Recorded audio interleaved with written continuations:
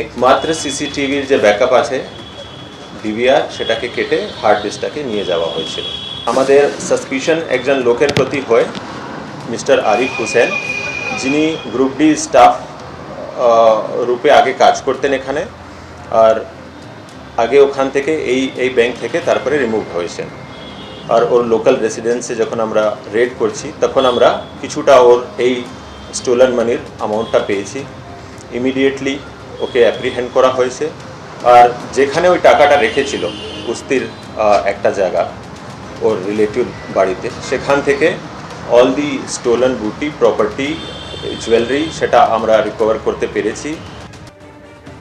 মহেশতলায় রাষ্ট্রায়ত্ত ব্যাংকে লুঠের কিনারা করল পুলিশ। দম্পতি সহ 3 জনকে গ্রেফতার করল সিআইডি, স্পেশাল অপারেশন গ্রুপ এবং ডায়মন্ড হারবার জেলা পুলিশ। উস্তি এবং উলুবেড়িয়া থেকে উদ্ধার হলো লুট হওয়া 75 লক্ষ টাকা। কয়েক কোটি টাকার সোনার গয়না উদ্ধার হয়েছে। পুলিশ সূত্রে খবর পাওয়া যাচ্ছে ধৃত আরিফ হোসেন মহেশতলার এসবিআই শাখার 4র্থ শ্রেণীর অস্থায়ী কর্মী। 2 মাস আগে তার কাজ চলে যায়।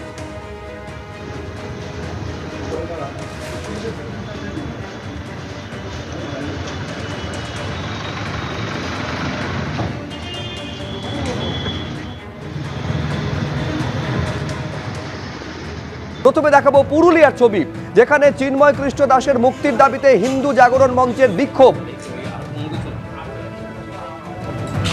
এই রাজ্যে এই দেশে বিভিন্ন জায়গায় বাংলাদেশের ঘটনার প্রতিবাদে, হিন্দু সন্ন্যাসীদের গ্রেফতারির প্রতিবাদে, যেভাবে হিন্দুদের ওপর নিপীড়ন হয়ে চলেছে, যেভাবে মন্দিরে ভাঙচুরের ঘটনা চলছে, ইসকনের মন্দিরে ভাঙচুর হামলার ঘটনা চলছে, তার প্রতিবাদ বিভিন্ন জায়গায় আছড়ে পড়ছে। এই ছবি আপনারা রঘুনাথপুরের দেখতে পাচ্ছেন।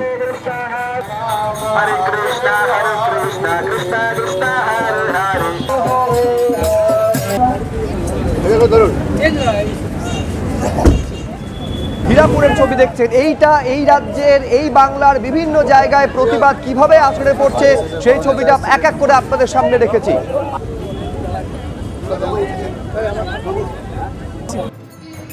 আর এবার দুর্গাপুরে একই রকম ছবি আপনারা দেখতে পাচ্ছেন। নাম সংকীর্তনের মধ্য দিয়ে বাংলাদেশে হিন্দু সন্ন্যাসীদের ওপর হামলার ঘটনা, গ্রেফতারির ঘটনা, তাদেরকে আটকে দেওয়ার ঘটনার প্রতিবাদ এইভাবে আছড়ে পড়ছে।